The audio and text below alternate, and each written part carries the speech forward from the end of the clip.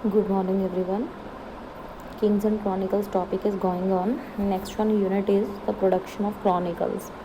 Chronicles commissioned by the Mughal emperors are an important source for studying the empire and its court. तो mostly उनका जो main vision होता था कि जिन्होंने राज्य प्रबंध के बारे में जो है जिनको जानने में उत्सुकता होती थी उनके लिए एक जो है रिटन अकाउंट्स लिखे जाते थे ताकि लोग उसको पढ़ें। एट द सेम टाइम उनका होता था कि उन्होंने एक मैसेज कन्वे करना होता था उन लोगों के लिए जो मुगल्स को जो है कि उनको हथियाने में फेल हो गए।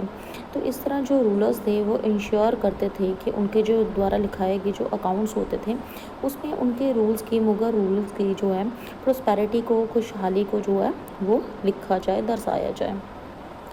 इस तरह इनका मेन जो है उनका फोकस होता था उन इवेंट्स के बारे में जिसमें रूलर्स का जो है एक जो है रुतबा रहा, उनकी फैमिली, उनके कोर्ट्स, उनके नोबल्स, उनके एडमिनिस्ट्रेशन के बारे में, अरेंजमेंट के बारे में इन जो है हिस्ट्रीज जो हैं वो इतिहास जो है वो लिखा जाता था एक प्रॉपर अरेंजमेंट में।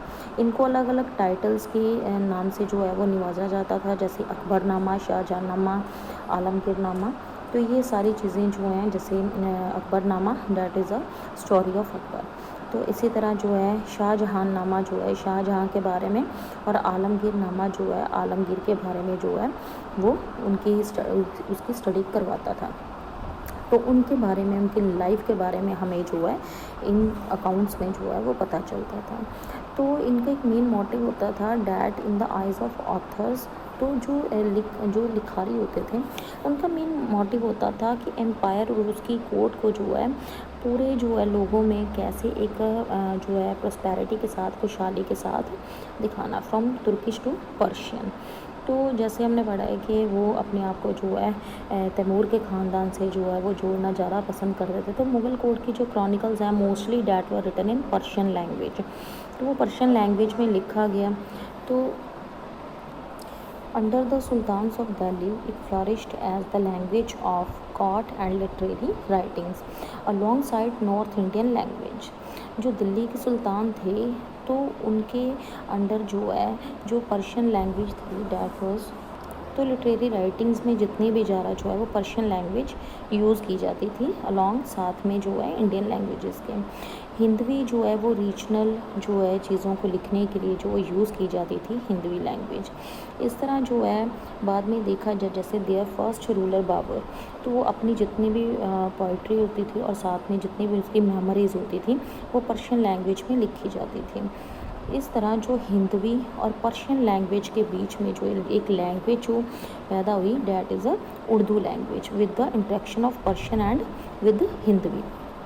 पर्शियन लैंग्वेज के साथ जो हिंदी जो लैंग्वेज की इंट्रैक्शन हुई तो एक और लैंग्वेज जो है उससे जो है वो स्प्रैंग आउट हुई that is a Urdu language. इस तरह मोस्टली जो मुग़ल क्रॉनिकल्स थे जैसे अकबरनामा वो पर्शियन में लिखा गया, जिसमें अदर लाइक जैसे बाबर की मेमोरीज जो हैं तुर्किश लैंग्वेज में लिखी गई और बाद में पर्शियन लैंग्वेज में जो है बाबरनामा लिखा गया।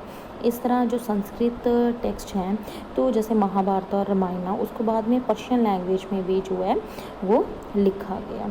तो आगे next one the making of manuscript. All the books in the Mughal India were manuscript. जितने भी मुग़ल इंडिया में जितने भी बुक्स हैं तो उसको मैन्युस्क्रिप्ट जो है वो बोला जाता है।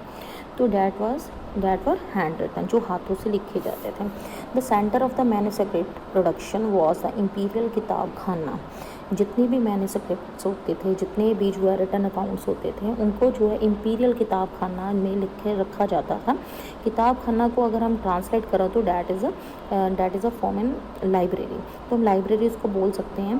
तो उस वक्त जो है जो राजसी किताब खाना होता था उसमें ये सारे मैन्युस्क्रिप्ट जो हैं वो लिखे जाते थे।